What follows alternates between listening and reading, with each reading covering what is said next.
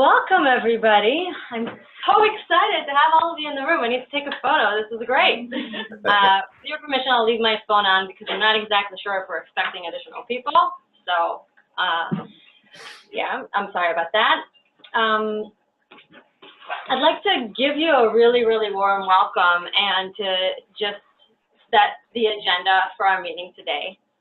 All of those empty seats that you see down there, all the name cards that are left orphaned are of our fellow SEAL sites that could not be here tonight. So this is going to be recorded and shared with them, and we'll give the Department of Sanitation their follow-up information, and they can reach out.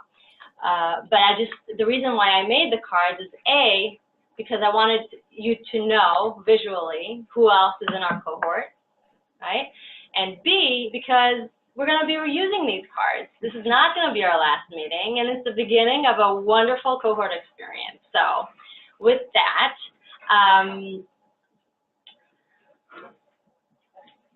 I'd like to just get you familiar with our goals for this session and say a few words about our future session. So our goals here are to get acquainted. Who is in the New York City cohort? We're trying to build a more tight-knit group in order to better our communications with each other, to better learn from each other, and really to create a discussion that would elevate the level of engagement in the New York City area.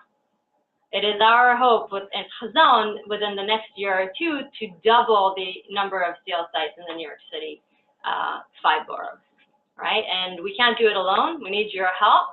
But in order to make this something of even more value, we decided to create these in-person gatherings. So the ones in bold, Makom Chadash is our space, our communal workspace, our Jewish organizations. We work, if you'd like, just a couple of doors down. I'm happy to show you around if you'd like afterwards. B'nai Jeshurun is here. JDC, the American Jewish Joint Distribution Committee, raise your hand. All right. B'nai Jeshurun, raise your hand, just for those of us not familiar. Wonderful. Hebrew Union College is in here. Ah, there we go, Harriet. Oh, great. Town and Village Synagogue. Hi there.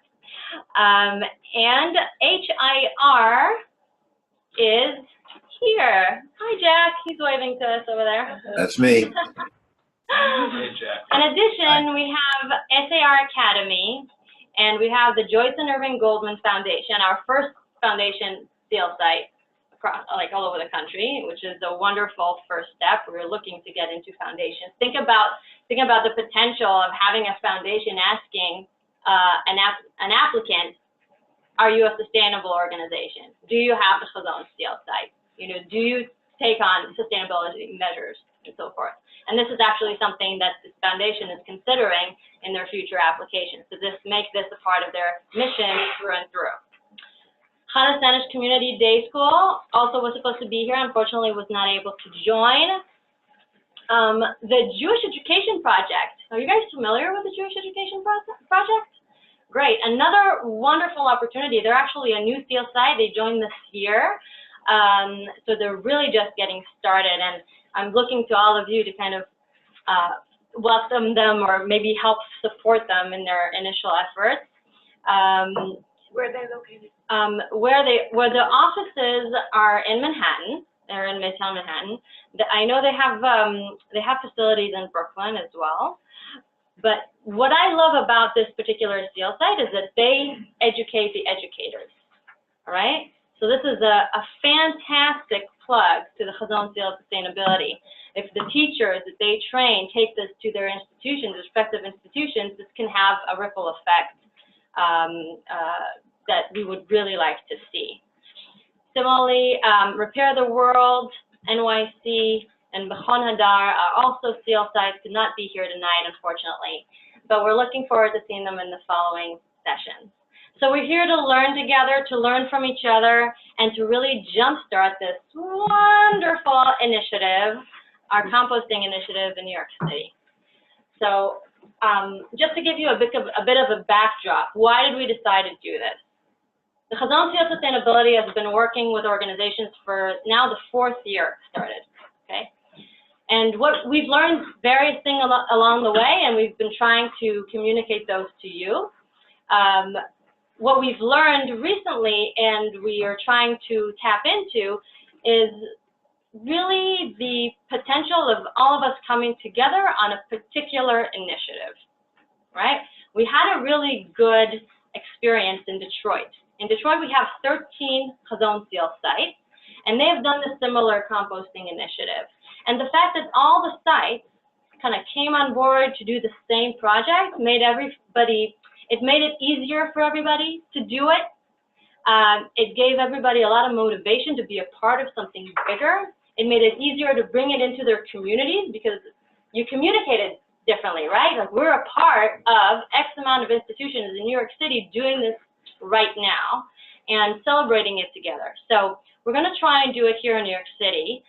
We're joined by the wonderful Mara. Hello. From New York City Department of Sanitation that will help us in this journey. And they're looking to connect with more institutions across the 5 boroughs. And this is why we decided to open this meeting even to institutions that are not currently seal sites. In the room here, we have the Washington Heights Y right there. Hi, Ezra. And who else is in the room? Sorry. My name's Adam. Adam, right, we emailed. Putting a face to an email, how wonderful. Thank you both for joining us. We're really excited to have you. Anybody else I didn't mention? Of course, JCC of Staten Island. I am super excited you're in the room. So I'll just say that the JCC of Staten Island was a part of the program that started, or was the foundation of the Hazon Seal of Sustainability, like the 1.0, and the Hazon Seal is the 2.0 basically. So it started with the Jewish Greening Fellowship, and the JCC of Staten Island was actually a superstar site. They ended up putting on solar panels on their roof.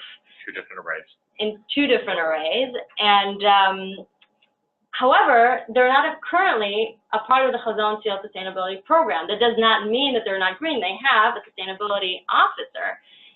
It almost is like, you know, an alum of the Hazon Seal of Sustainability. With that said, we feel with the Hazon Seal, it's an annual program because we always feel like you can improve, right? So this is to open this beautiful table to seal sites and beyond, seal sites and friends. So for future meetings, you're welcome to invite more friends to the table, and very happy to have you here. Okay, and Angie has. And Angie Hazon, I'm so sorry. Okay. I'm so used to seeing your face. We're both active on the Jewish Climate Action Network. You can ask us about it later. So now, after I've taken all this time with an introduction, I'd like to do things the Hazon way, the right way. The way that we do it here is that we always start with an opening circle. No matter how quick, want to hear from each and every one of you. We'll do it very briefly. Just mention your name, what organization you're with, and what is your role in that organization. If you don't remember, it's all right there.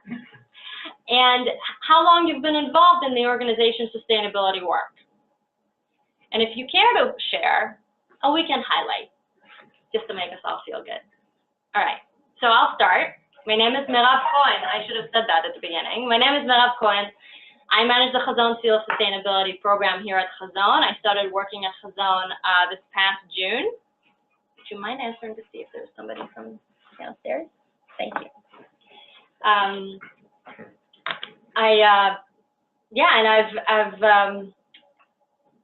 So I've been working here since June, and my weekend highlight was that I participated in a beautiful conference in Pearlstone, DC.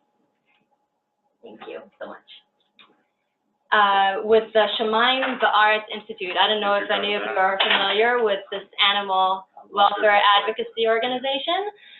It was a beautiful weekend of learning about animal welfare from a Jewish perspective, and it was sunny, and people were wonderful, and the food was great. So that was entire weekend of a highlight. Sarah, would you care to continue? Yeah. Hi, everybody. First, I just want to thank you all for spending your evening hours with us and taking the time. So my name is Mara. I work with sanitation. I work within the Bureau of Recycling and Sustainability, which oversees organic production, the entirety of the organics program.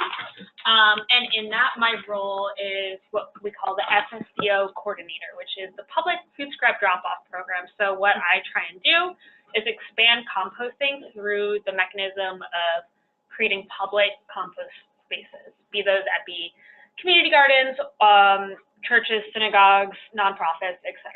So yeah, that's why I'm here. I'm here to tell you how you can, one, get enrolled in organics if you want to just have that for your shul, and then secondly, if you want to be a drug. Can you give us your phone number? Oh yeah. I'll just give it to you guys after. I have a whole presentation. It has my phone number in it. So yeah. Hi, I'm Sarah Levine. I'm a member of B'nai Jeshurun. I've been a member there over 20 years. We started an environmental committee a number of years ago. I volunteer. We have a soup kitchen, so when I'm there, I help make sure things get separated where they can. Thank you so much. Great. Hi, everyone. My name is Larissa Wall. I'm the SEDEC, or Social Justice Program Manager at B'nai Jeshurun. I have been involved in the seal. We've been part of the seal since the first cohort, I think, in New York City. And I have been involved in sustainability at BJ for probably about 4 years, and have spearheaded a bunch of projects along with like Sarah. And a weekend highlight, I don't know, what did I do this weekend? I finished a book and started another one. Yeah, that's a highlight. I'm 11 books in this year, so. Wonderful. Thank you. All right.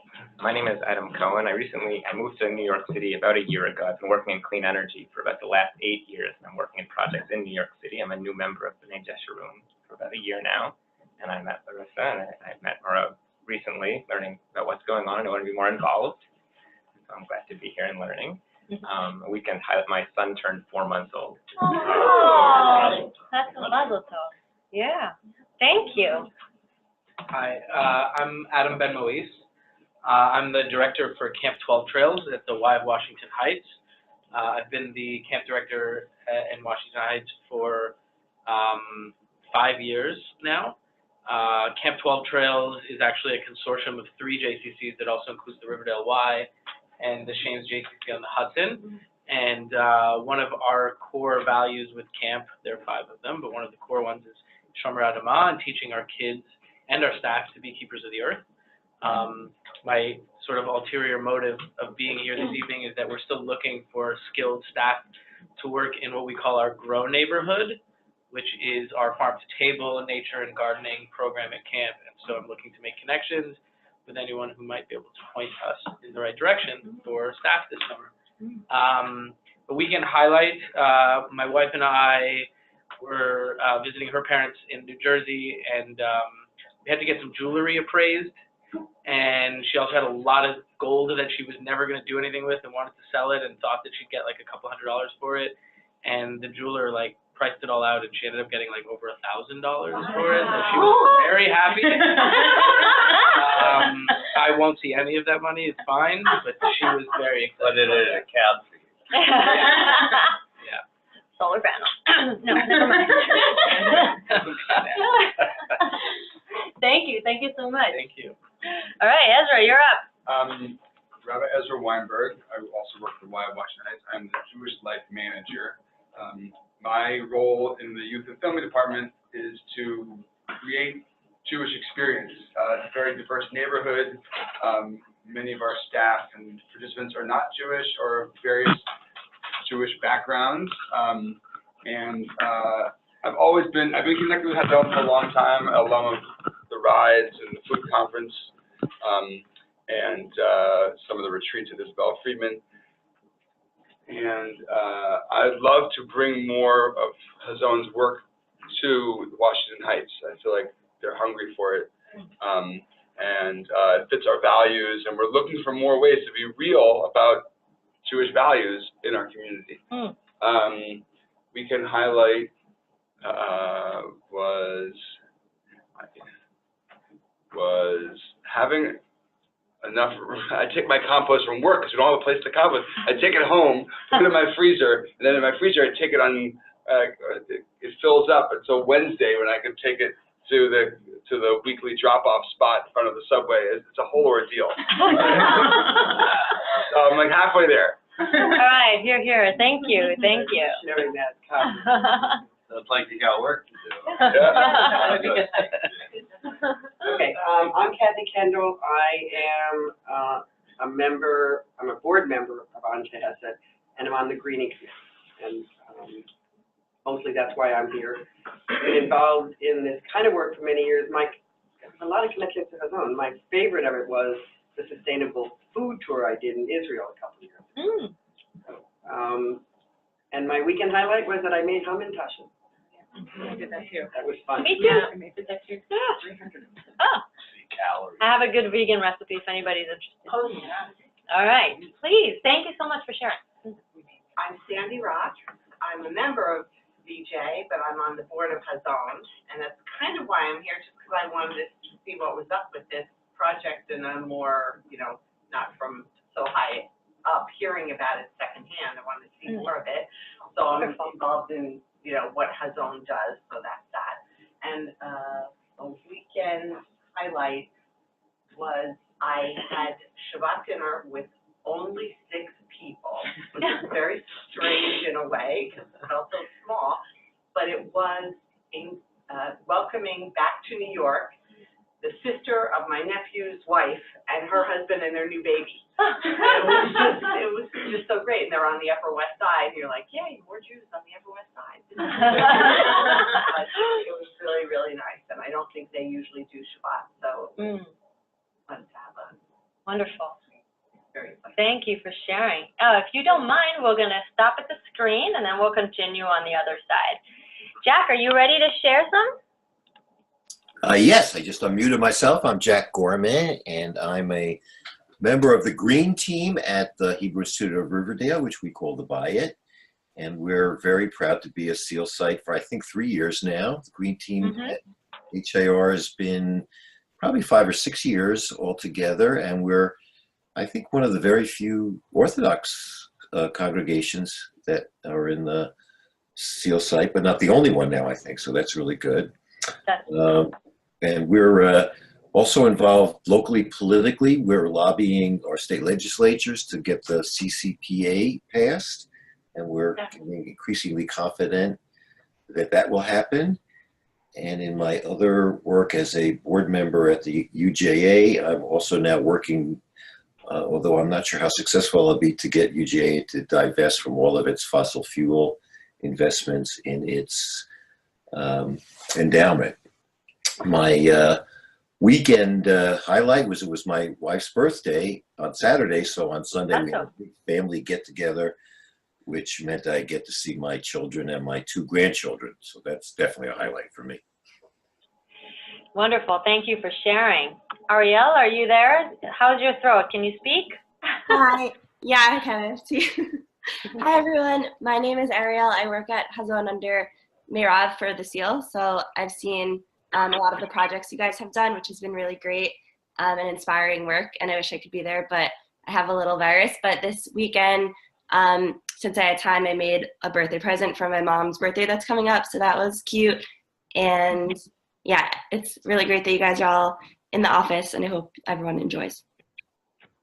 Thanks, Ariel. So Ariel was supposed to be here tonight with all of us, but I saved all of you from her bug, and I told her to stay at home, and that's the reason why I was running around here like a headless cucumber when you were coming.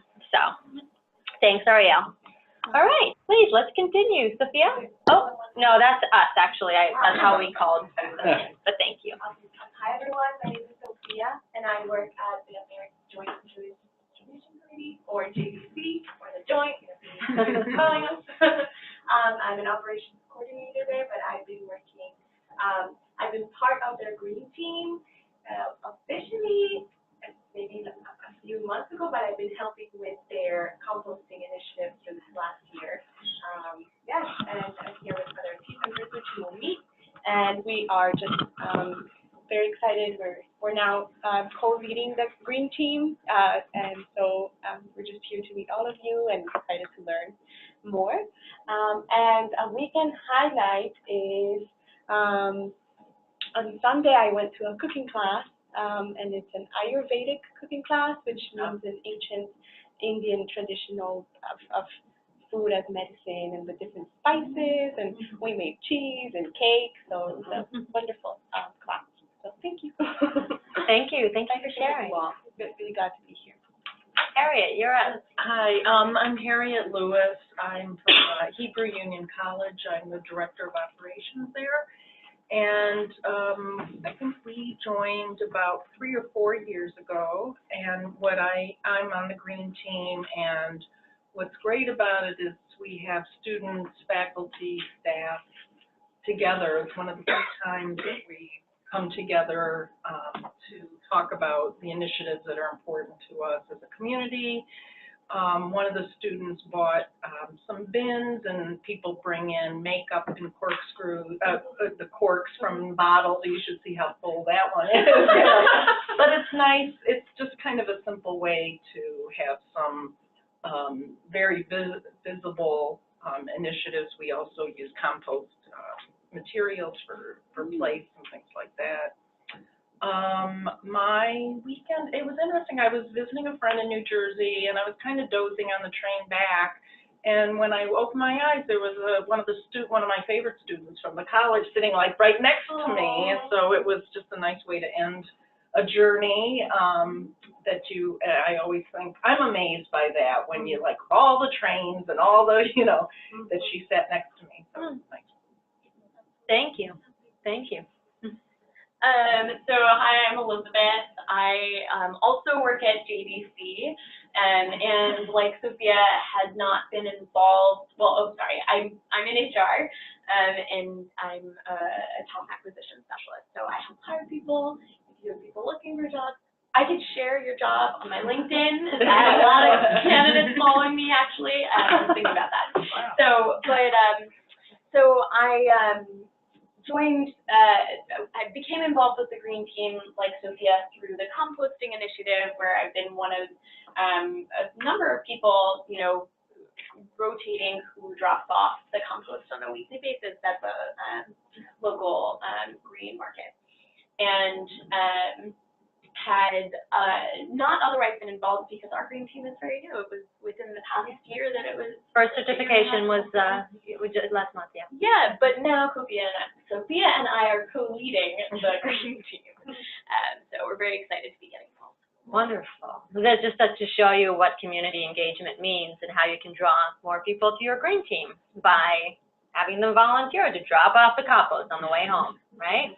Yeah. How about a weekend highlight? Oh yes, and I had a really lovely yoga class this weekend. Oh, great. It was one it was a different one than I usually go to, but it was really, really good. Yoga? Yoga. Thank you so much. Okay, J.R. Rich, I'm with the Staten Island JCC. I was in the original cohort for the Jewish Greening Fellowship that at the time was funded by UJA. That was in 2009. And as I say, when I went into this, I went in as an atheist, and after 18 months, I came out as a Jew. The environmentalism spoke to me, and I converted. So we did have an attempt at the seal the first year that you had it, and we weren't able to finish it. However, 4 years later, the final leg, we didn't get to finish. So I don't know if we can get it again, but we were building a community garden, an intergenerational community garden between our preschool and our seniors, and they're actually seniors in our memory center who have early onset Alzheimer's. So it's just a beautiful program. It took us 4 years to get it built, but we actually have that up and running. Wonderful, and absolutely. I mean, this is a part of our way to try and reach out to our original cohort. Right. JR is here, very respectable representation of the entire cohort. We reached out to many, but many have also moved on to different roles. But we're going to try and reach out to all of these institutions and hope that we can bring them into our network. We're also. Oh, right, Washington. Okay, we're, right, Washington. Alum of that program, but there's really been a huge disconnect between that generation. I knew Shara. I went through it with Shara. So. You're right. That's how. I long Thank to you for have that correcting me. again. Wonderful. Thank you both for being here. Thanks for sharing. Oh, did you share your weekend highlights with us, Jim? I have a weekend low light. Oh, So, that's okay. It was actually really terrible. My upstairs neighbor, I live in a house that's divided in two, and something happened. She fell down the stairs, her broke her arm, had to call the ambulance. She was behind the door, so the fire department had to take the door off the hinges. It was just not fun. She's okay. She came back today. That's a highlight. Yeah, it was a low light. Thank you for sharing. It wasn't fun. Hope your next weekend would be uneventful. Yeah. So tonight's the better. Yeah. Thank you for sharing. I'm Hannah from JDC. I actually work in JDC archives, which, and we have many departments. So one of the nice things that being part of the Green Team has done has put us all in a room once a month.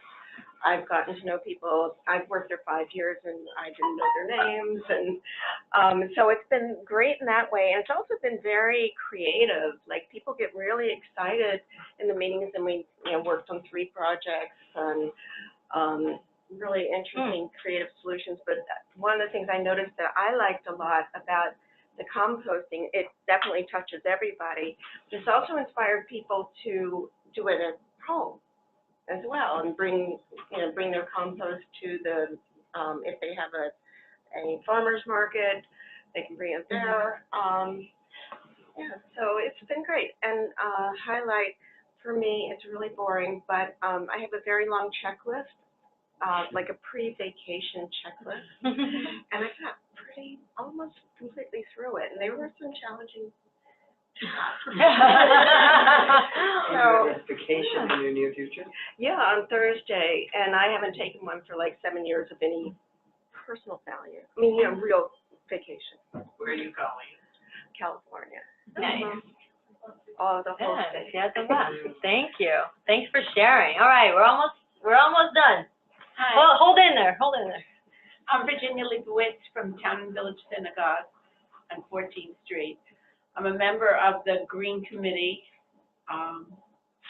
Susan's the one that writes the proposals. But it was an active Green Committee, and we compost and have some other initiatives. So I think it's been great. I'm looking forward to doing more.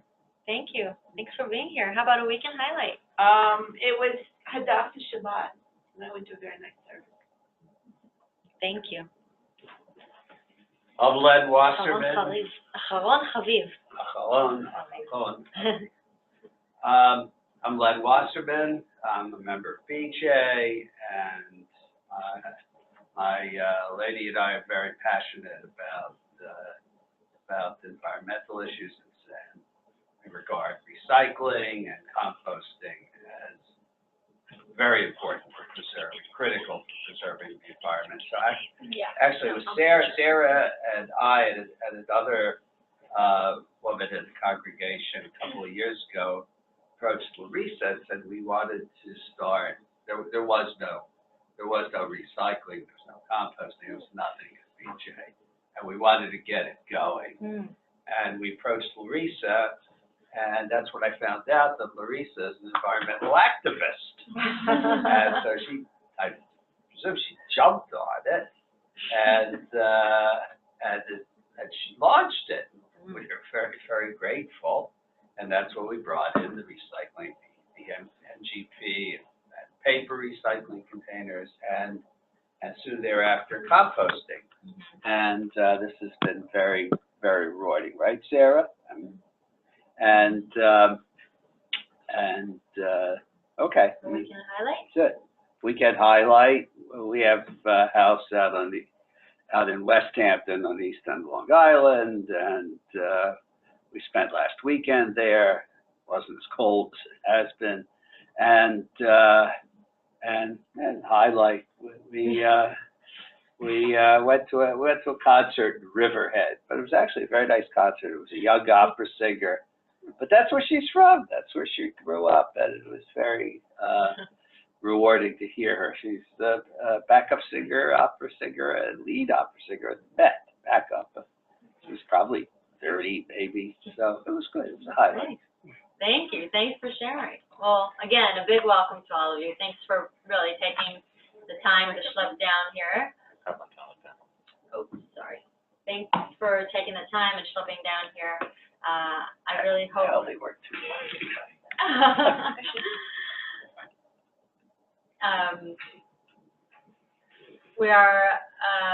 We're gonna take, even though we are behind schedule, I wanted us to take a moment and define our intentions in our work.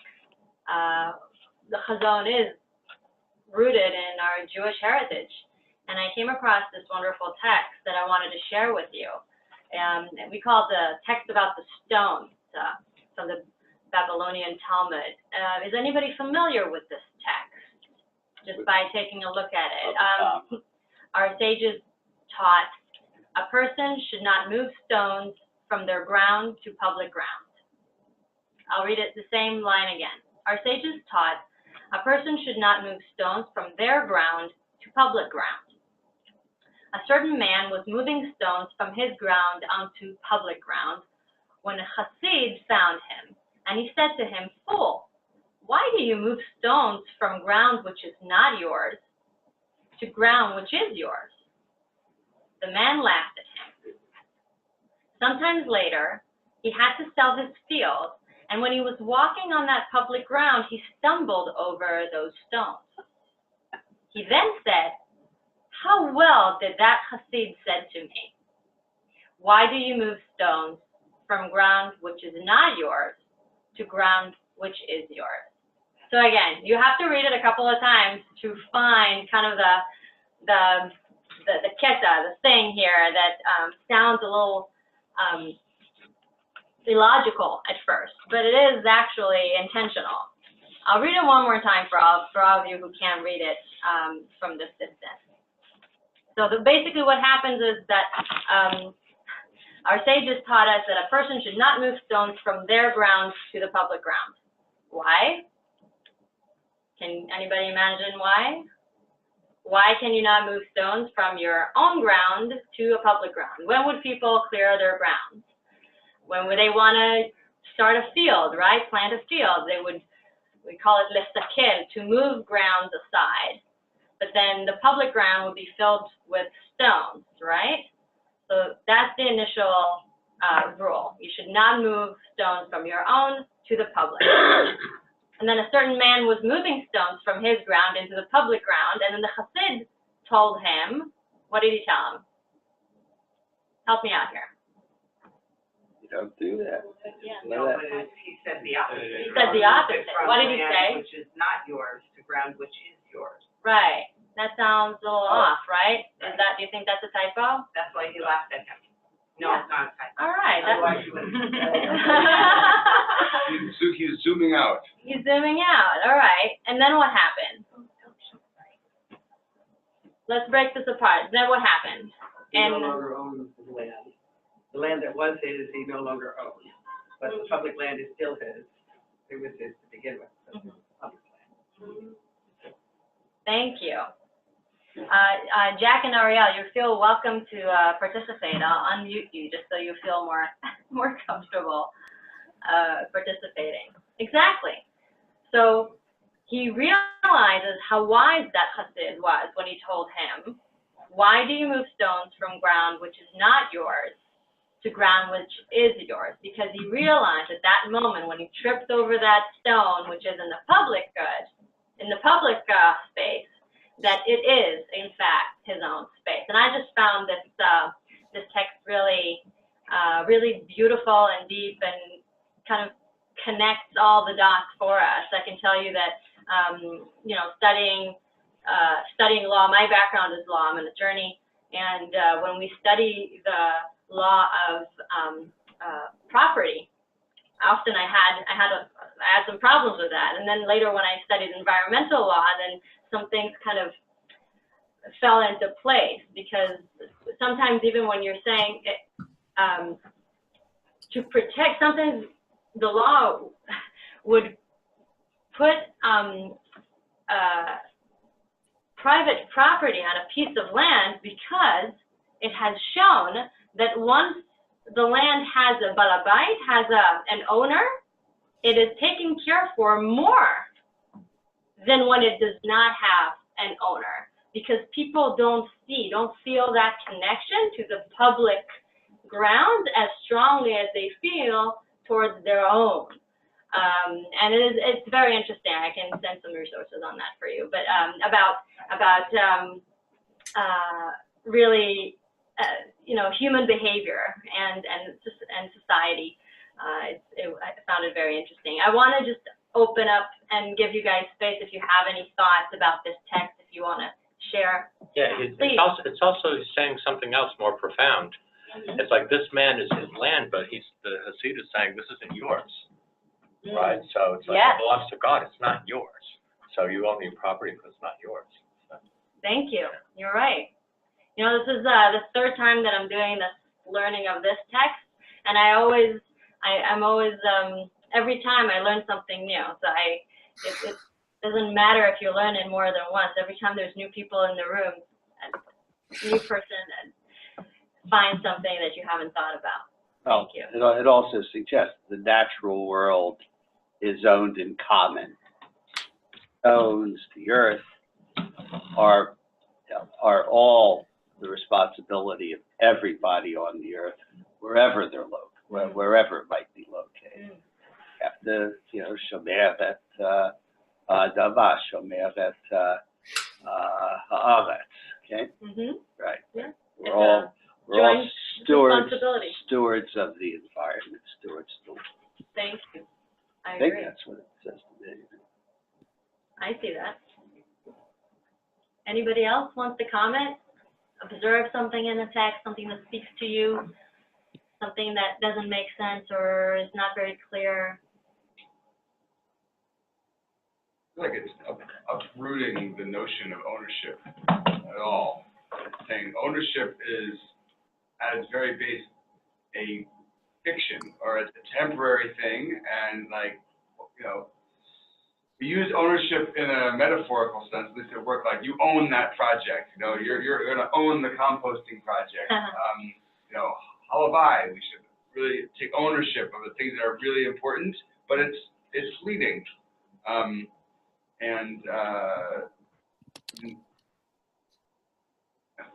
Thank you.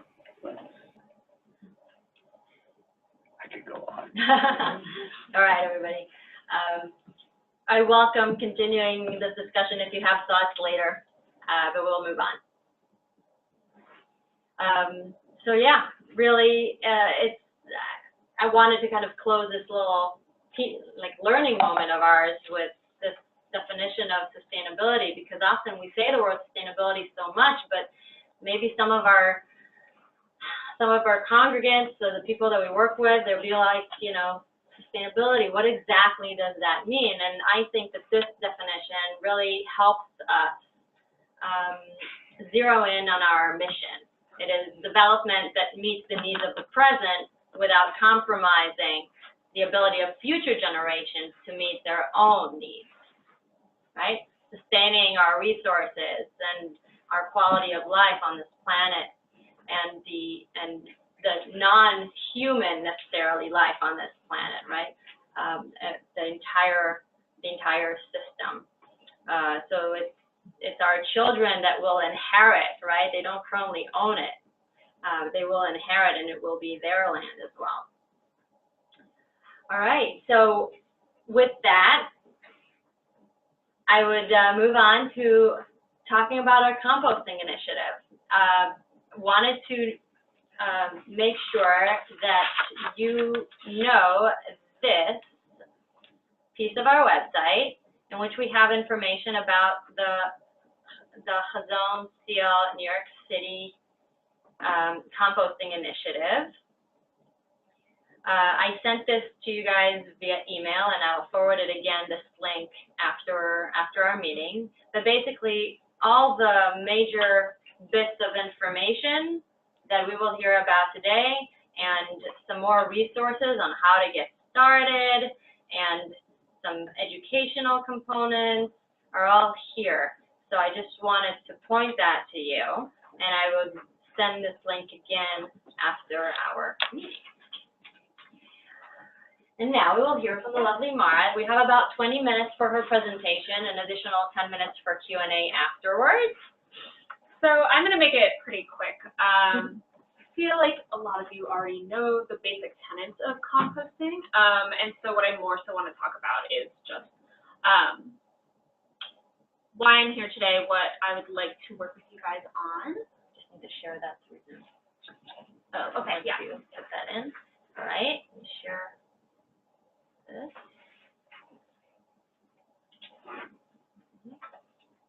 There we go. Put that here.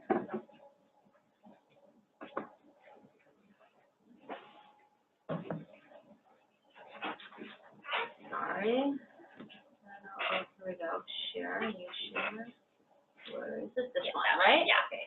Yeah. Please continue. Great. Yes, thank you. Great. So, again, my name is Mara, and I am the FSDO Program Outreach Associate. That's my title, and what I do is I work to coordinate the Public Food Scrap Drop-Off Program, which is the citywide expansion of composting through public space composting. And so this all stems from the idea that our organic waste is something that is actually a resource. And so currently, it makes up about 34% of what is in our waste stream. And that means what is currently going to landfills.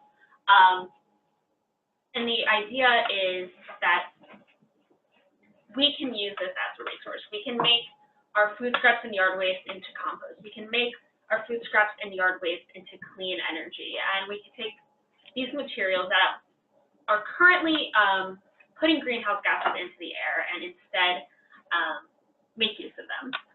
So with that in mind, the Department of Sanitation has been working on the organics program, which has the idea that at some point in the near future, every single New Yorker will have access to composting. And it's a multi-pronged program. So foremost is that environmental benefit, which I mentioned. But secondly, since we are sanitation, it's also a measure to keep neighborhoods clean and healthy.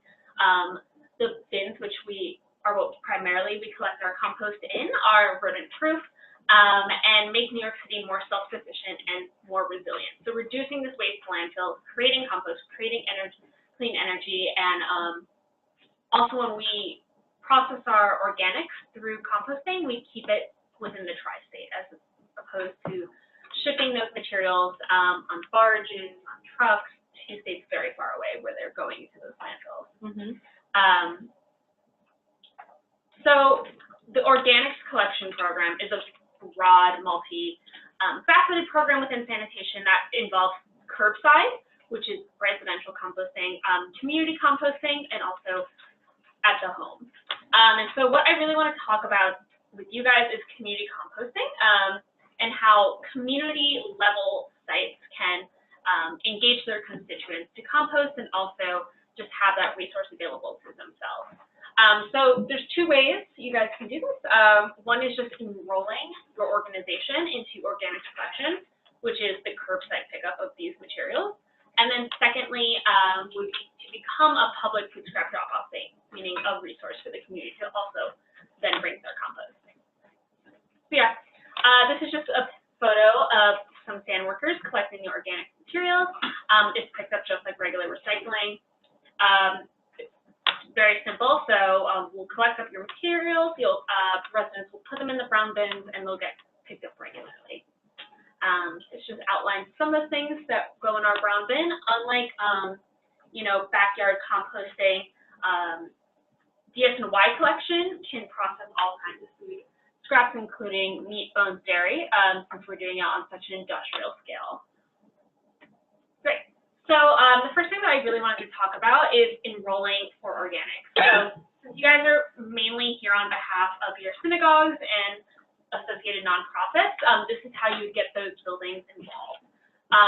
So you would submit an online inquiry, and I also, here to have it easier, I have a sign-up sheet where you'd give us your information, and then what we would do is we'd have a DSNY representative come and do a site visit. And during that site visit, we would see how many bins you might need to accommodate how much food waste you have and produce at your site, work with custodial staff, just really establish a plan for participation. And then we would have you sign our service agreement, which is what allows us to add you to a DSNY truck route, and then deliver you bins and outreach materials, and then all you would then do is collect the scraps and send them out for your service day. So that is the first resource that I'd like to provide to you tonight. And then secondly, if you'd like to act as a food scrap drop-off. So this image here is our collective map of drop-offs across the 5 boroughs. We're currently at about 160 across the boroughs, and it's one of the places where sanitation is most rapidly expanding their composting service. We have the aim to have a drop-off within 1/4 mile of one another, so they're all considered what is viable, like walking distance, with the idea that then every New Yorker could have access to composting.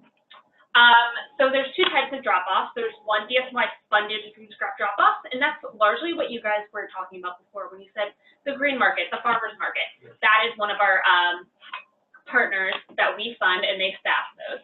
But then we also have community-hosted drop-offs, which are at churches, synagogues, nonprofits, community gardens, and in which we give you resources and tools, and then you collect from the surrounding community. So it's as simple as setting up a bin, getting collection from your community, and then processing it either through on-site or setting it out for collection. And so this is the second thing I'd like to talk to you about is the idea is that your organizations could act as these drop-offs. This would be a thing you could do for your Seal of Sustainability, and you'd also just be providing this resource to your surrounding community. And we understand that you are providing a community service in doing that. And so we help you out. We give you a bunch of tools and resources to do so. If you were using organic collection, the brown bins, we'd give you liners for those. We'd have, if you were using on-site composting, we could have the New York City Compost Project come and do some technical assistance, and really establish a plan with you to make it work for your needs.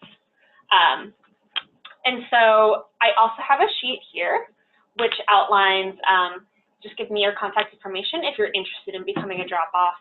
A few stipulations are that we can't enroll commercial buildings into organics collection, and we also can't enroll schools.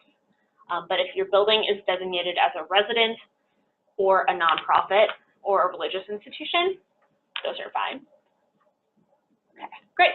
And then, so those are the 2 asks I think I have for the evening, and then I just also wanted to outline a few of sanitation's other programs and things you could get involved with.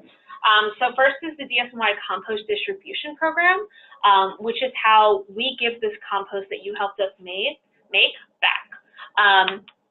And so all the information regarding this program can be found at nyc.gov/getcompost. And we have a few different mechanisms. We have DSNY Compost Givebacks, where you pre-register and then you show up to a designated location and you can get up to 10 40-pound bags.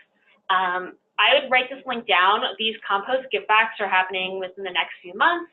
They're really great. It's just free soil amendment for any community gardening needs.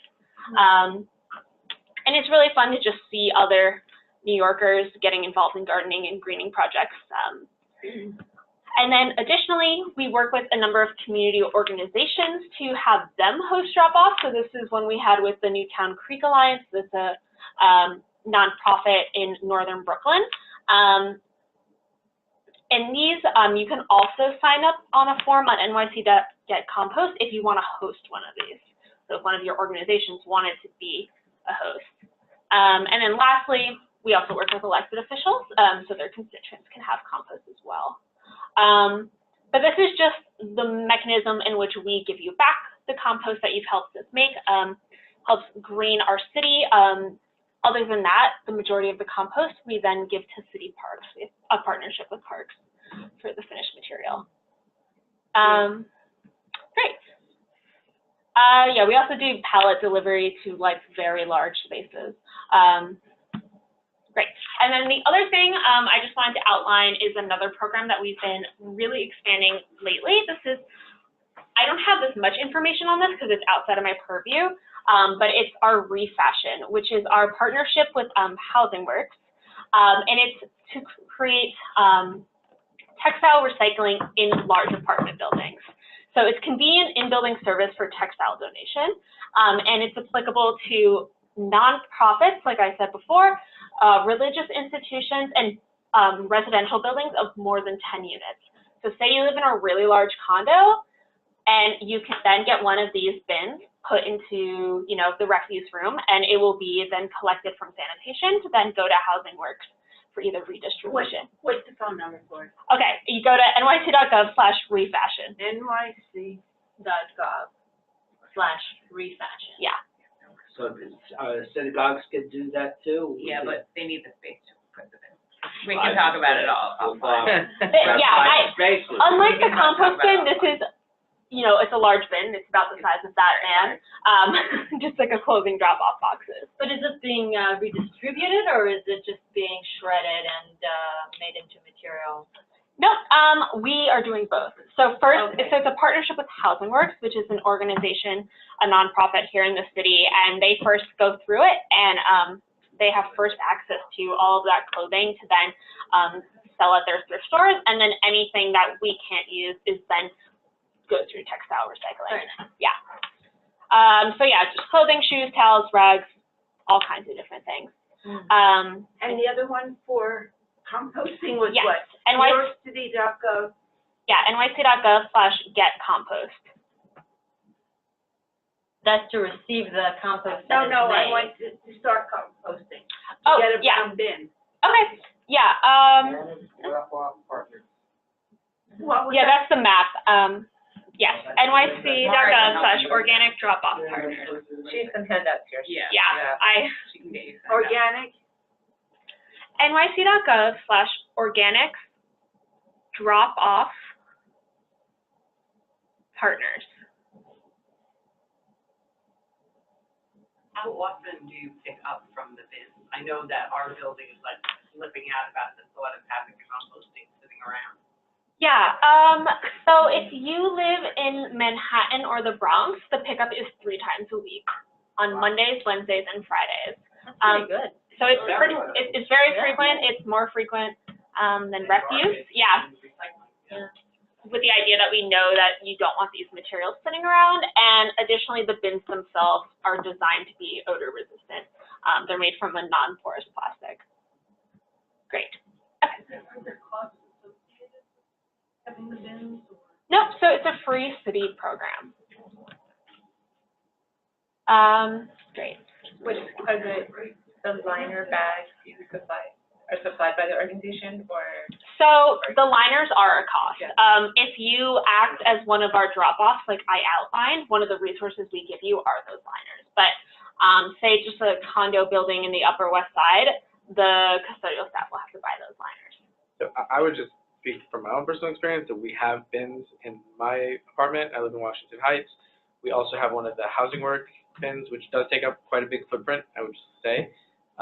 But all of this is super easy, and like it was literally like they said we were doing it, and it was so easy to just turn that switch and say, okay, we're going to. And for us, my family, before that we were taking it to a drop-off site, but having it in the building. So many people are using it. It gets cleared out. You don't smell it. It's super simple and so easy, and it's great. So, yeah. Do you have to bring it down to like how big is your building? Well, there's like 100 units in our building, but it's like when I take my son out through the basement entrance, because there's no stairs, I just pass right by the space where it is and I just drop it off. Is that what you have to do with your recycling too? Yes. Okay. There's like, well, there are recycling on each floor, but you can bring it down there as well, so. We have composting? So, yeah, and on that site visit that you would have with a designated DSNY representative, they would figure out how many bins would be appropriate for your space. So for some residences, that's in the basement. For some, it's on every floor. Yeah. How does this work with the big developers of luxury high-rises, renting units? Yeah. Does that work? So any large building that is residential is eligible for the program. Actually, a lot of those new developments have pretty good like waste management rooms, sections, and they have more space to hold these kind of bins. That said, the enrollment of residential buildings is completely contingent on the support of the landlord. So. Yeah, so like in Manhattan, there's like these 5 players in that market. Have you talked to like Related Management, Rock Rose, and there's a few others, I forgot their names. Excel. What's the other one? Excel. Yeah, so I don't work with enrollment of large apartment buildings, so I don't know if they have partnerships with them, but I do know that my building saying. So I know they're looking, no already. so large apartment buildings are like a totally different, yeah, exactly. So I know that Department of Sanitation, folks are looking to how to do that, both to retrofit old buildings to be able to handle it, right? Because if you have garbage chutes, it's not appropriate to send down organic waste, so they're trying to figure out how to make that work with those buildings, and then to work with new developers potentially to build green rooms that can not only be large enough but accommodate organic waste, and then again going to landlords and kind of the folks who own the building or getting enough residents petitioning to have it happen. So I think from my understanding, there are people pushing for that, but then there are also folks really trying to work on the 10 apartments or fewer, like the smaller nonprofit organizations that have more control over what happens in their buildings outside of that. So it's like multi-pronged approach. Yeah, and what I would say is going back to that enrollment slide, the number back here, but just a resident of any size building can fill out that form, and it is anonymous. Landlords are a bit cantankerous. Yeah, so you can, what we call it is an inquiry. So anyone can submit this. It's nyc.gov/request-organics. And then what we will do is, given what you fill out on that form, we will call the management and we'll say, hey, someone from your building is interested. And then we'll have that conversation from there. And we do pitch it.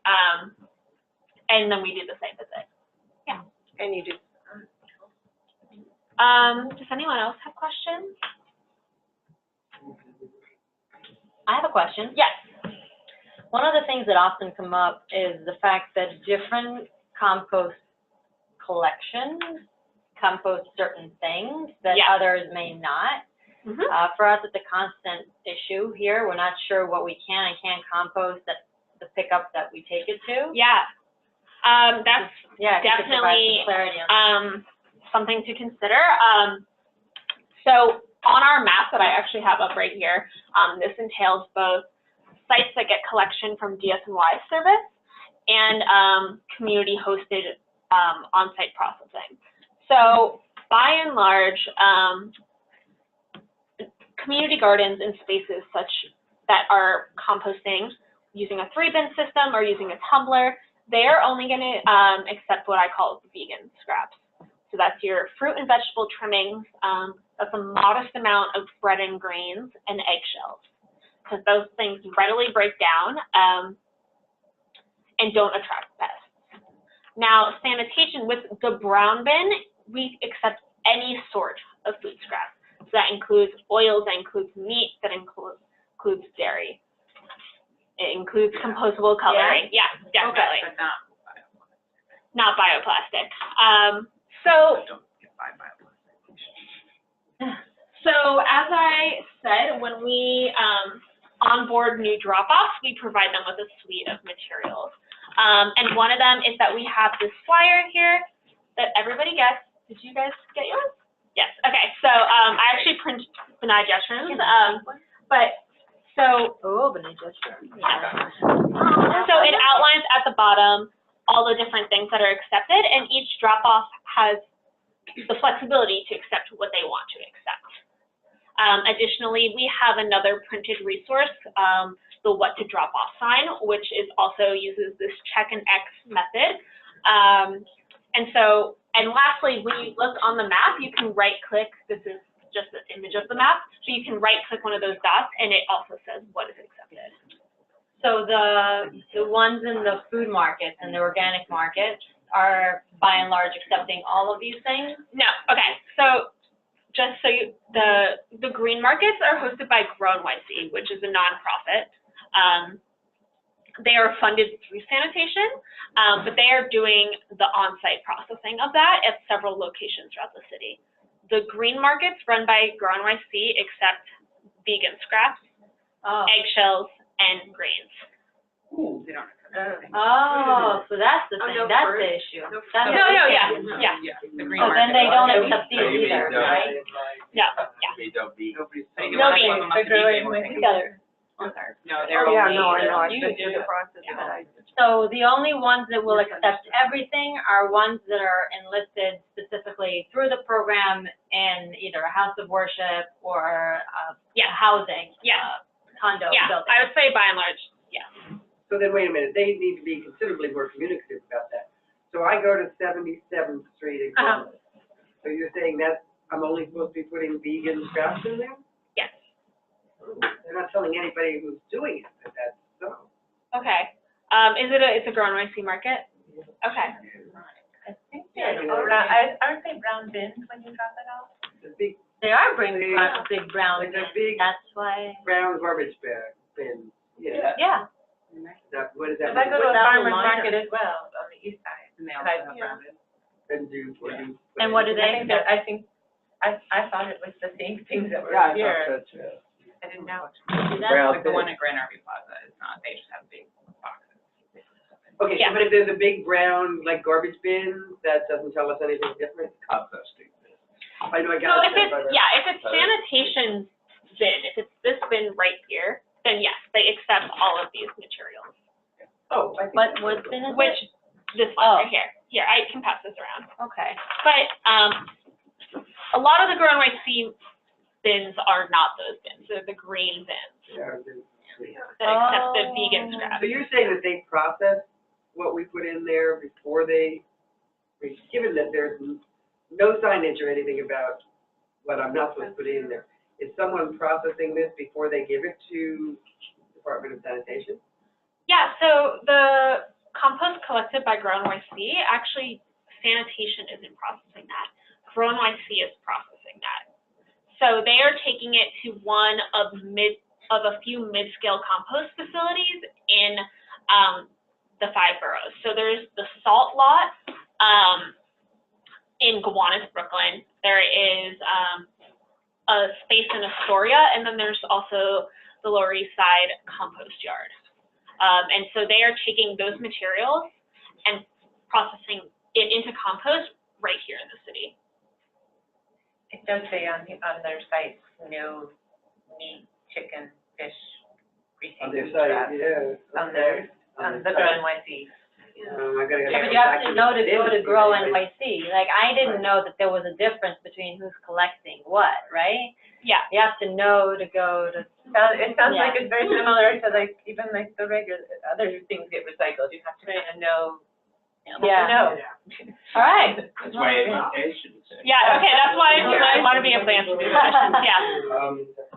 Are you prepared to, are you prepared to, consult with an agency in a specific area? Like I don't want to make a drop-off on the same day that another drop-off is happening, but I don't know all the local drop-offs. So like, I know there's a Wednesday drop-off spot not too far from where we are, and maybe a Saturday. So maybe help us kind of figure out what's the day that makes the most sense, and other details that we haven't thought of.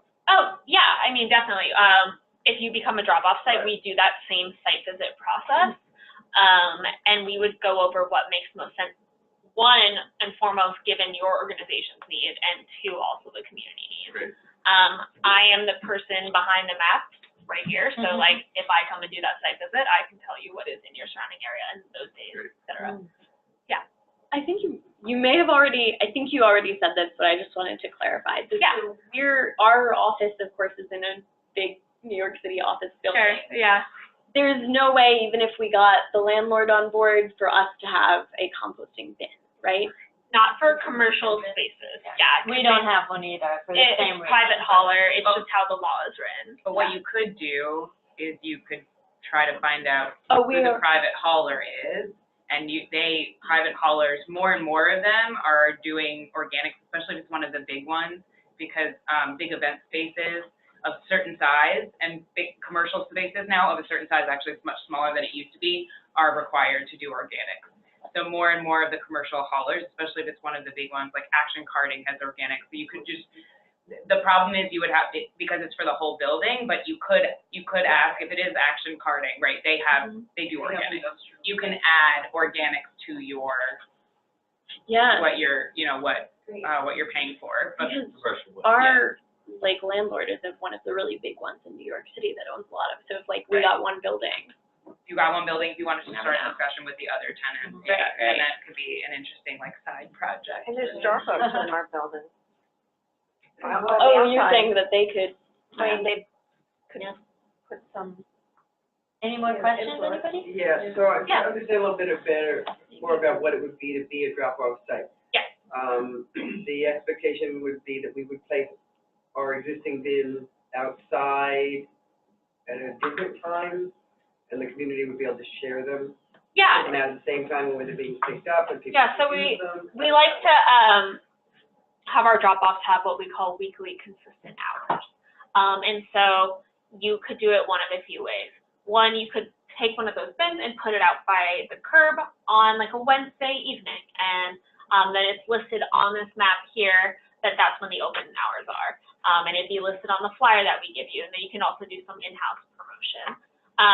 And then, or you could also have it in some sort of kind of like lobby space in your organization if you're comfortable with people actually entering the space. But yeah, so you set up the open hours as you see best, and then when they're over, I have this sign here, you would write close.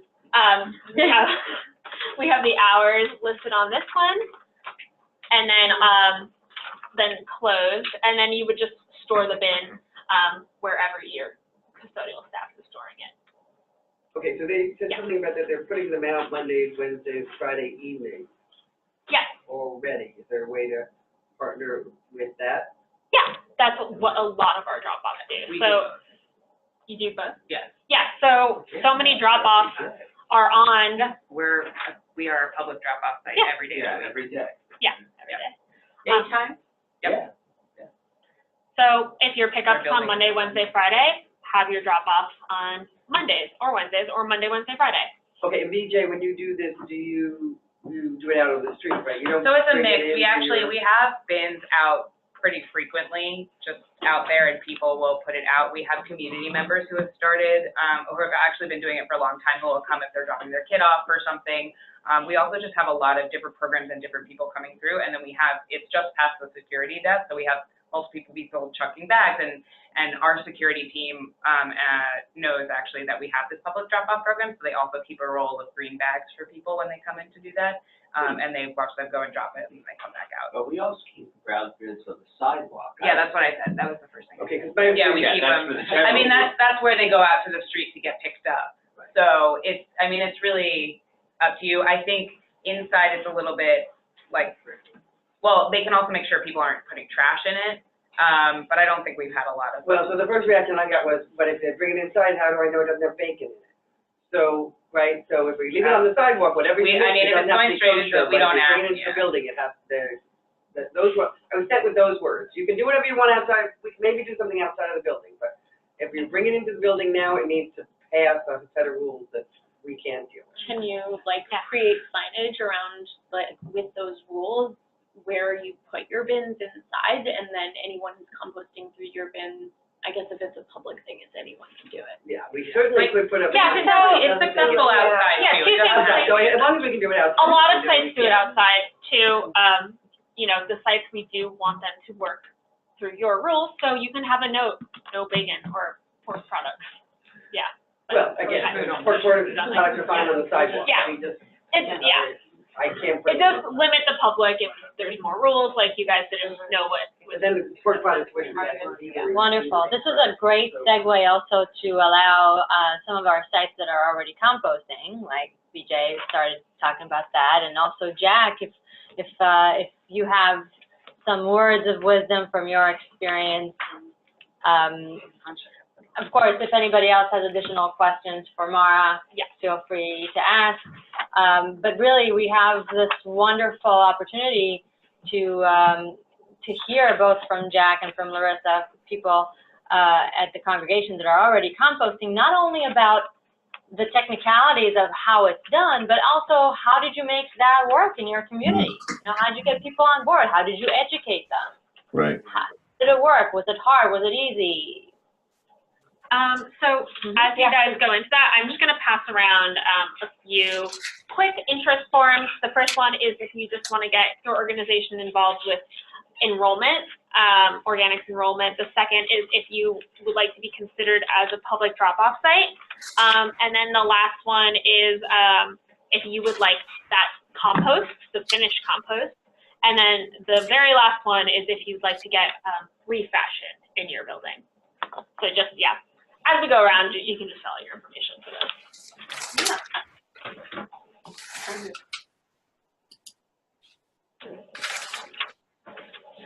So Jack, I'll ask you. Sure. And how does it work for you guys with the pickup? Do you get it picked up from a private hauler, or I through think it's the city is doing it now, and yeah. They're in Riverdale. So Right. Wasn't sure. Yeah. The city picks it up. They do it in our house now, and I think most parts of Riverdale, I think, are now included. It was actually remarkably easy. We were quite surprised. One of the things we did is we had a green kiddush after Shabbat a while ago, and we put out, all of the different containers for the different types of garbage.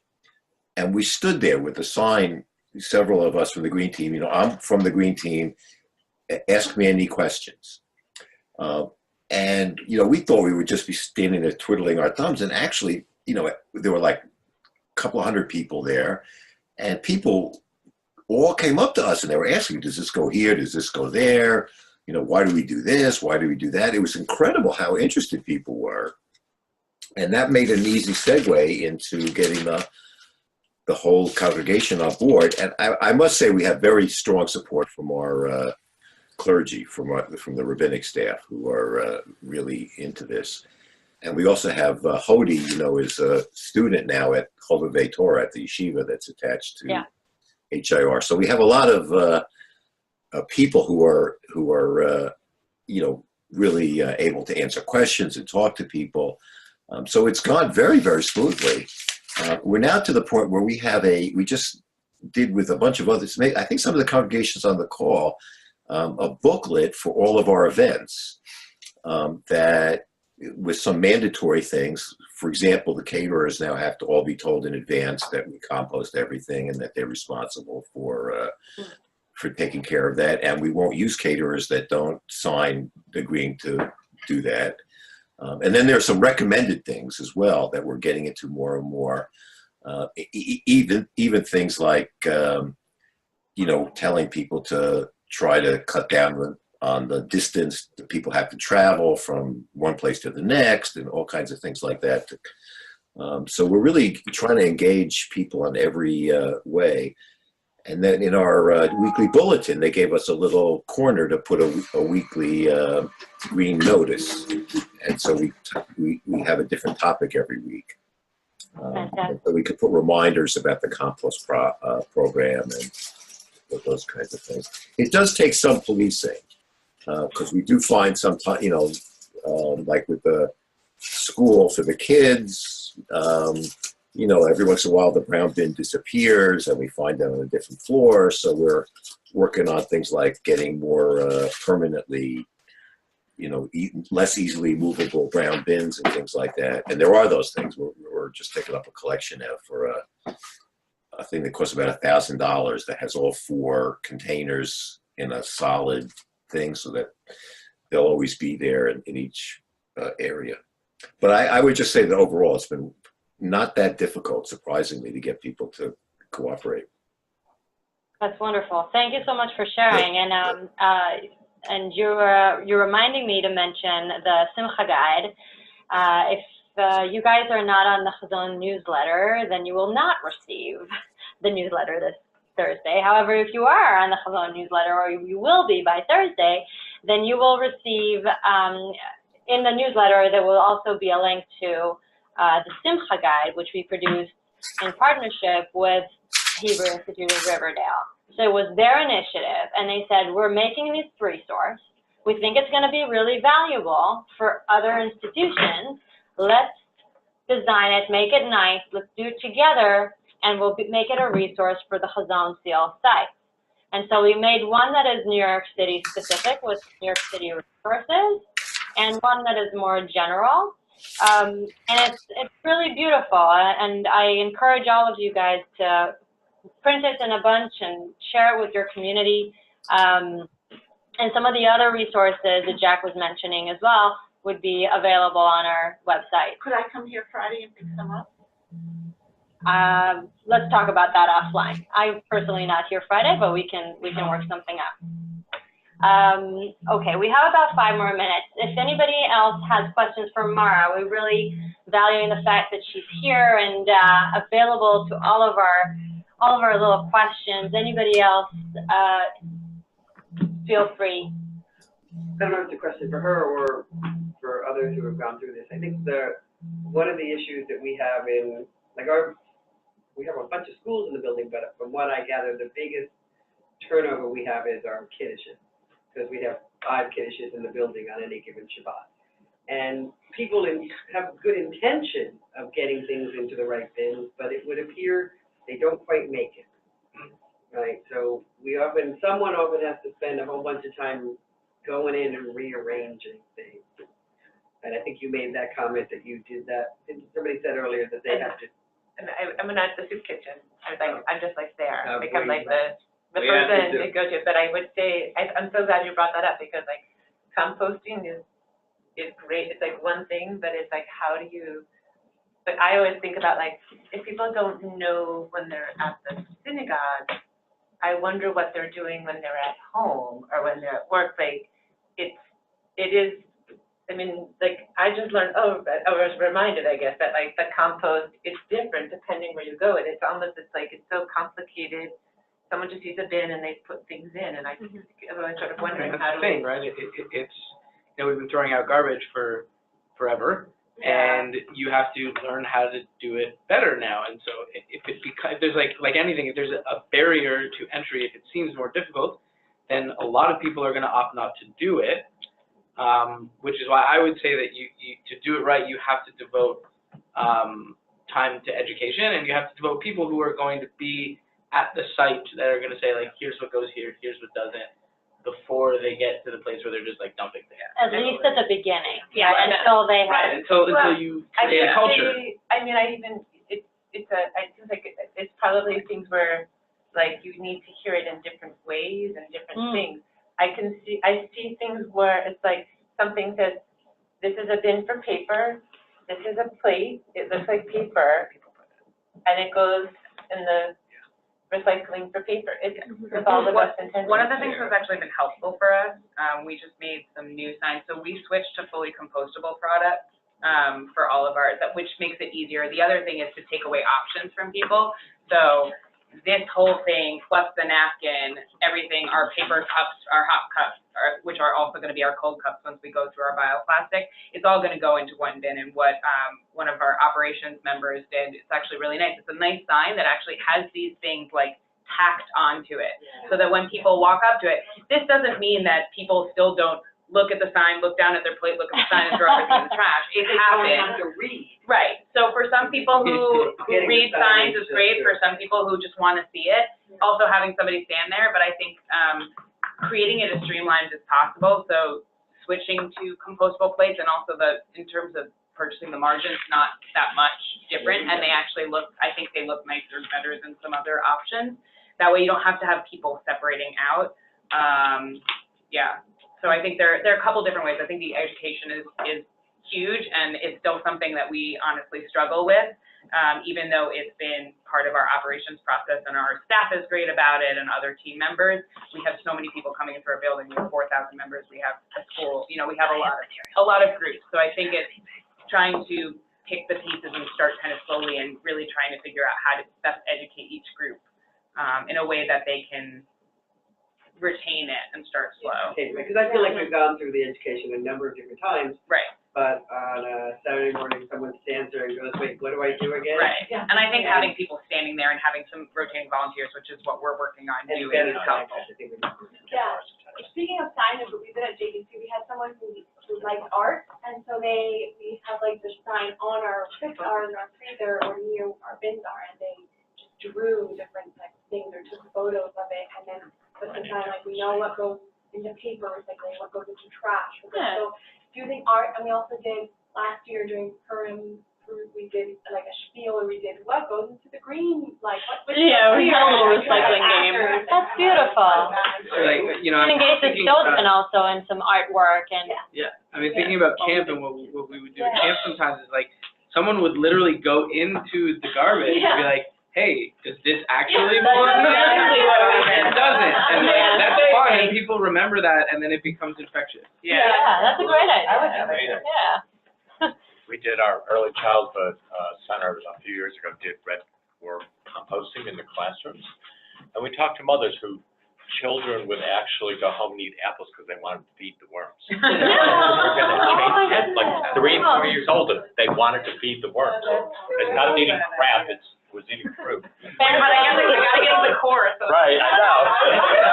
I want to feed the worms, I want an apple. I love it. I love it. Great. Any last questions for Mara, for BJ, for HIR? I have a question. The ReFashion stuff, are those indoor receptacles or are they outdoor? I think they have to be indoor. I don't actually know though. I'm pretty sure they have to be. Yeah, I'm thinking indoor, but I think if yeah, you we had a give me your site email. visit from them. Okay. It has to be like indoor in a place where people can access it. I think Hillman has it outdoors. But if you have it, if it's weather resistant, we put it out in our back parking lot. I don't know if we if can it put is it weather indoors. resistant. So that's why I'm asking, like, it looked like cardboard from the image, so I don't know. I think a lot of other It is- organizations do them, and it's not weather always resistant. that. If you give me your email, I'll get back to you. I signed up. Yeah. I signed up That's because just I didn't know. not the program I work on, so I don't want to give you inaccurate We information. had a discussion of people being concerned about bed bugs. Did anybody discuss that with the ReFashion? Well, there's, I mean, I don't think there's any way for them to get like those surfaces are not where, maybe on the textiles themselves, but they go in the bin. They're not gonna transfer to the building. They're not gonna crawl. No, that's not how they work. All right. I don't know, it's actually, they could be Well, thank super you bed so bugs. much, Mara. I mean, we can talk about that, but I don't know. No, but Right. that was one of the Well, some people apprehensions bring them in our in building, yeah. plastic bags and just put them in. We have I about don't know 10 what more to do. minutes left for our meeting, and I want to honor your time. So I want to thank you, Mara, for being no here. worries. Thank you, guys. And you've got all this materials here, so please stop by and have a look and take whatever you need for your community. We're gonna be, we'll finish in about 10 more minutes as scheduled. He has one more question. Yeah, that I one think- more No, this does have to do with composting. Okay, Oh, so we okay, have a general recycling question, and I think these are actually really good examples that I can surmise the recycling rules. Okay, so this is for paper and plastic, or So I'm sure the question is this recyclable? Yeah, Yeah. I couldn't find what, it's not 1 to 6, it's nothing Yeah. on it. So New York City, we actually don't go by 1 to 6 because we think for just the general resident that's too difficult to understand. So we go by rigid plastic or soft plastic. Okay. If it's rigid, if it maintains its shape outside of the product being out of it, you can recycle it. Yeah, but not the So like you took the pasta out of there and it's still the same shape. Yeah, but not this top, but not this part, right? Yeah, not the part. The whole, I could pull that off. Yeah, All I right, mean. the other yeah. question is that film, what do we do with film? So film goes regular garbage. Yeah. Exactly, that's a big problem, and people are working on trying to figure that, whenever you read like, who's the next big innovator in environmental stuff. Yeah, that's if you wanna- film. You can recycle it, the problem is you have to collect it separately and get it processed. This would go in separately. the trash. It's expensive. Yeah, so this one would go in the trash, everybody? Store, terrace, So I have a very good question with this. Okay. Is styrofoam, which hopefully will be. What is this? Sure. Is part of it. No, it's the bubble wrap. If the outside is a recyclable material, because they make this with paper too. Do we, and this just shows you how obsessed we are with this subject. Do we peel the paper off and then throw the styrofoam away? So our other catchphrase or slogan is, if it tears, you can put it in the paper recycling. So if you had that and you could tear it, you can put it in the paper recycling. Right, okay. It means it has enough of a paper composition to be paper. Really good way to do it. Yeah, so rigid plastic and terrible. And also, show by example, when you're mailing things out, for example, I have some of you guys' Seal of Sustainability packages all ready to go to send by mail, and when we ordered the envelopes, we made sure we bought only paper. So they were a little padded, but it was only paper, and it was 100% recycled paper too, and we wrote on the envelope, please recycle the packaging material. So it's also being mindful of that and trying to communicate that with the people who you're corresponding with. One question, general. Sure. Like I'm becoming obsessed with waste. And composting is super important, and I understand all of that, but the documentary Wasted was focusing very much on how composting is like kind of the third tier down after don't throw out so much stuff. Yeah. So does the Department of Sanitation have any program running like that to try and encourage people to produce less waste in the first place? I mean, I think that's something all our organizations could do. So the New York City Compost Project, which are the groups that provide like technical assistance to gardens and other people that are installing composting systems, they have a lot of programming around just reducing food waste, because it is from that more like horticultural angle. That's not what we're trying to educate about, but it's something we acknowledge and think it's just the less food waste there is, the better. Yeah. Thank you. That's a good question. Somebody has a question. Yes, Ariel. Hi. Hi. Okay, this is gonna be our last one because we really have to close. Oh, sorry. My question was also about recycling really fast. It was just about film plastic, because I know that film plastic is recyclable in terms of the bags itself that you get from grocery stores at drop-off sections like at CVS and Trader Joe's, and was told that like even the plastic bags that hold cereal are considered film plastic and can be dropped off, but I'm never sure like what the man was holding earlier, that plastic piece, so that would not be recyclable film plastic and would have to be in the trash. Yeah, so New York City can't process film plastics. So if you're putting anything through a trash receptacle that is going to go through the New York City Department of Sanitation, we can't process those materials. That said, now we're really getting into the weeds here.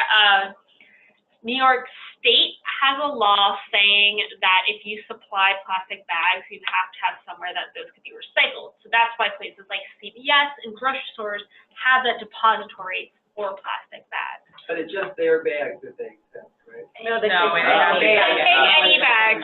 Like any bag, like any of the saran wrapping you get over, when you get plastic wrapping over things. So that is what they're supposed to, but by and large, they just take back those grocery bags. So is there some place we can put the rest of that kind of plastic wrapping stuff? Rite Aid at 88th and Broadway, aisle 4. I think we need to start reading about recycling in addition to composting, you guys. I can see that. This is I got a bag, I've been collecting them, Packaging and. reduce, reuse, and recycle, of Like course. for events with catering. All right. All the stuff that I think would be very good. So this is wonderful because we see how much we all need it. We're all active in this space, and then there's so much we still don't know. I get confused. I'm sure you guys get confused. If we see that we all get confused, and it's really helpful to be here for each other, to learn from one another, and to listen from the experts. So I really hope that you would join us the next time that we meet. And before you grab your bags,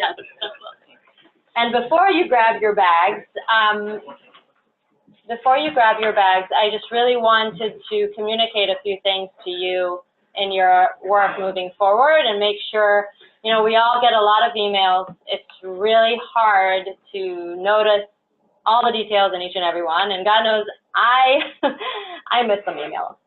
But there are two things that I really wanted to make sure that you all see.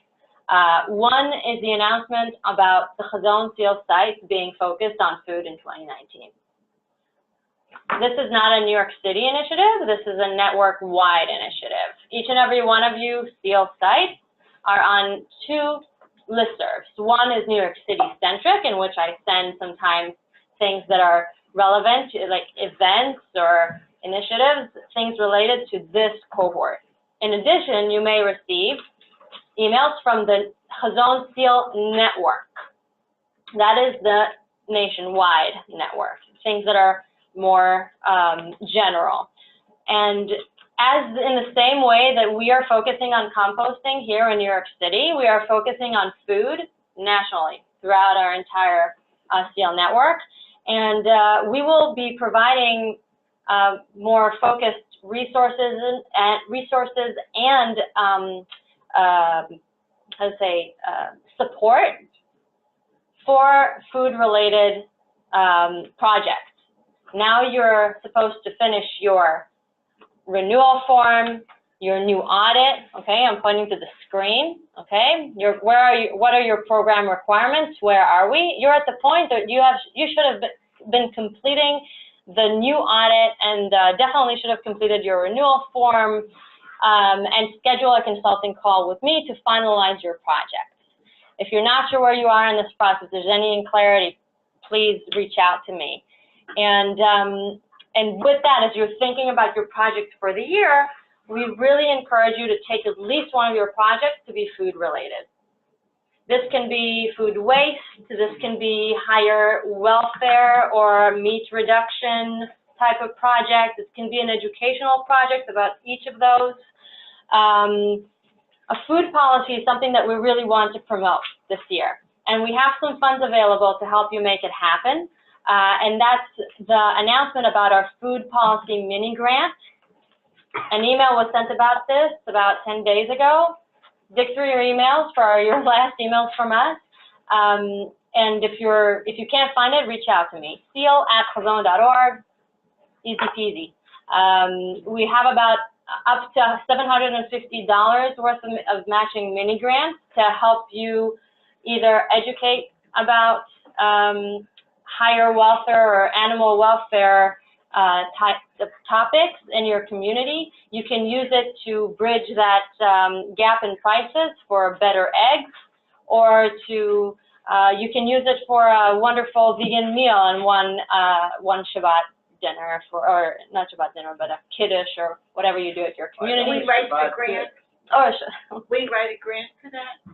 Yeah, there's a very simple application process that you can do online, and it was all linked in that email, and I'm happy to answer any questions you may have. So I just wanted to remind you to This is what it says there. Remember, please use the Hazon Seal for visibility. You have no idea what it does and the ripple effect that it has. I get calls saying, I saw this sign in this and that congregation, and that's why I Googled it, and that's why I'm calling you right now. So people don't necessarily come up to you to ask. You may not always be there, but the fact that the Seal of Sustainability is there and visible at the entrance to your institution makes it make the people who come very curious, especially if they're out of towners, and this is how we grow our network. If you get stuck, if you're not sure where you are, if you feel like you're not getting where you want to be, reach out to us. Okay, we are scheduling 2 calls a year with you to check in, but don't wait until we check in. If you're stuck, give us a call. And finally, please share your achievements, share your questions, share your challenges.